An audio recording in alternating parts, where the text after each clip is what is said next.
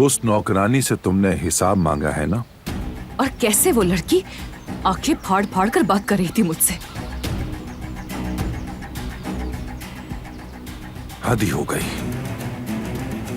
कोई बात नहीं, उसे कुछ मालूम नहीं। असल बात नहीं सुनी उसने। हाँ ये तो है, लेकिन एक बार तो उसे शक हो गया है। मैं गुल को जानती हूँ, वो इसका पीछा नहीं छोड़ेगी। ये हकीकत जल्द सामने आ जाएगी कि हमने उसका इस्तेमाल किया। हमारा सारा खेल बिगड़ जाएगा हसन बाबा। तुम ठीक कहती हो, वो बहुत जिद्दी लड़की है।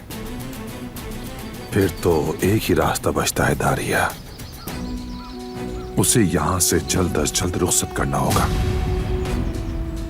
लेकिन ये आखिर होगा कैसे? इस सेंचुरी का कपल बारान और दिलान दोनों उसकी हिफाजत करते हैं। वो कहीं नहीं जाने देंगे उसे। खामखा खुद को बाइख्तियार समझ बैठे हैं। उनकी सारी ताकत तो अम्मा जान की छड़ी जमीन पर मारने तक है। अगर वो ना भेजे तो मेरी अम्मा जान भेज देंगी। अब मेरी बात गौर से सुनो।